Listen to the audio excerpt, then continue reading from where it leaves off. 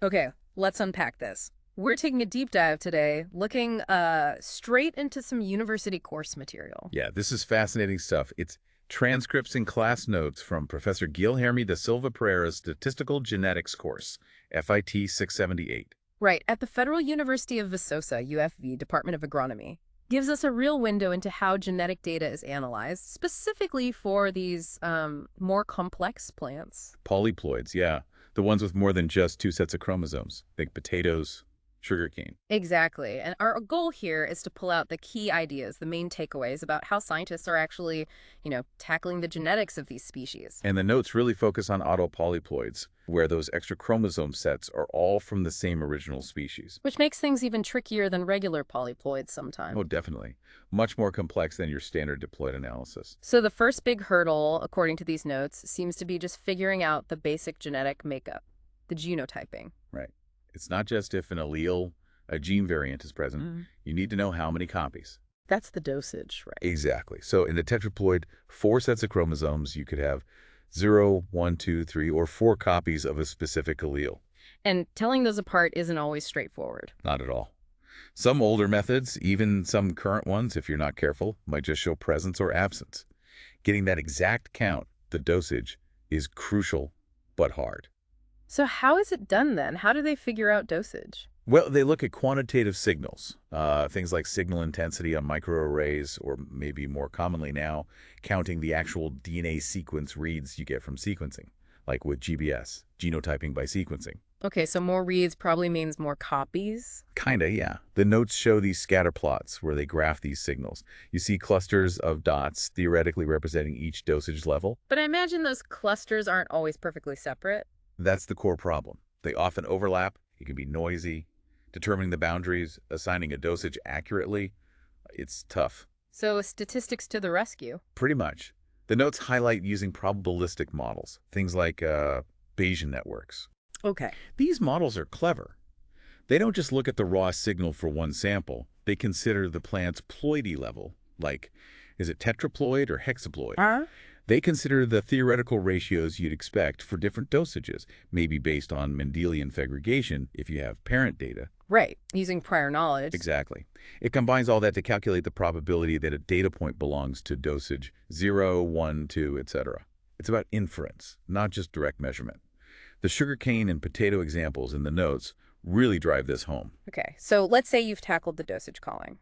The next step mentioned is linkage analysis, basically, building a genetic map. Yeah, figuring out the order of genes or markers along the chromosomes and how far apart they are, based on how often they're inherited together. And this is also more complicated in autopolyploids. Oh, absolutely. Meiosis, the cell division that makes reproductive cells, is much more complex. Even if you assume the simplest scenario, random pairing of chromosomes into bivalence, You still get way more possibilities. way more. The notes mention a hexaploid parent, right? 6 sets of chromosomes. It can produce like 20 different types of gametes just for one locus if it's heterozygous. Wow, okay. And if you cross 2 heterozygous hexaploids, you could potentially get 400 different genotypes in the offspring, compared to just 3 in a diploid cross. That's a huge jump in complexity for tracking inheritance patterns. It really is. So estimating that recombination fraction, the frequency markers get separated, is challenging. The notes point towards using sophisticated tools like Hidden Markov Models, HMMs. HMMs, right. Those are used in speech recognition too, aren't they? Yeah, same idea. They're good at finding underlying patterns in noisy sequential data. And genetic marker data along a chromosome is exactly that. HMMs help filter the noise and give a more robust estimate of linkage and recombination, especially in these complex polyploid situations. Okay, so we have the genotypes, we have the map. Now we want to find the specific bits of DNA that actually influence the traits we care about, like yield or quality. QTL mapping. Correct. QTL, Quantitative Trait Locus. It's a region on a chromosome associated with variation in a trait that's measured quantitatively, like height or weight, or, in the notes example, dry matter content. And the approach differs for these polyploids compared to, say, inbred lines. Yes. For complex, outcrossing populations like many polyploids are, the notes mention using random effect models are often preferred over fixed effect models. What's the key difference there in simple terms? Well, fixed effects sort of assume you have distinct groups, like treatment A versus treatment B. Random effects are better when you have a whole population with lots of genetic variation swirling around, and you want to estimate the variance explained by genetic factors overall. Got it. And this ties into heritability, like how much of the difference we see in a trait is actually down to genes? Exactly. You try to partition the total phenotypic variance, all the variation you see, into the bit caused by genetic differences and the bit caused by the environment. Heritability gives you a sense of the genetic contribution. And finding the location of those genetic contributions, the QTLs, involves looking at relatedness. Precisely. It relies heavily on the concept of identity by descent, or IBD, Okay. which means tracing whether individuals inherited the exact same segment of DNA from a common ancestor.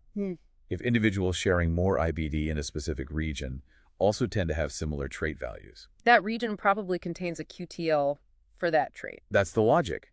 The notes describe a specific method. ReMIM random effect multiple interval mapping uses a stepwise process, searches the genome, finds potential QTLs based on IBD, optimizes the model, checks if QTLs are still significant. It's quite involved. And the sweet potato example they use, Beauregard crossed with Tanzania, how did that play out? That's a great practical example. They looked at dry matter content. After applying these ReMIM methods, they found 5 distinct QTLs that were significantly associated with the variation in dry matter in that population. 5 regions. And did they explain a lot of the variation? Quite a bit, yeah. Together, those 5 QTLs accounted for 67.6% of the total phenotypic variance they observed for dry matter. Wow, that's substantial, over 2/3. It really highlights that these methods, while complex, can be really powerful for pinpointing key genetic regions controlling important traits in these challenging crops. And the notes wrap up by stressing, the basics still matter, good data, enough samples, and thinking about next steps, like finding the actual genes or how QTLs interact with the environment. So pulling it all together from these UFE course notes, analyzing traits in plants like potatoes or sugarcane isn't simple. It's this multi-step process involving clever statistics. Absolutely. You go from figuring out gene dosage using probabilities to building genetic maps with tools like HMMs that can handle the messy meiosis, and then using relatedness IBD to find those crucial QTL regions with methods like ReMIM. It's really this blend of advanced genetics and stats that lets breeders make progress in these incredibly important but genetically complex crops. Yeah, it's how you bridge the gap from raw genetic data to actually understanding what drives the traits. And it makes you wonder, given how complicated chromosome pairing and gene interactions can be in polyploids, what's the next frontier? How can these statistical tools evolve to capture even more subtle effects, maybe interactions between alleles on different chromosome copies? That feels like a whole other level of complexity to unravel.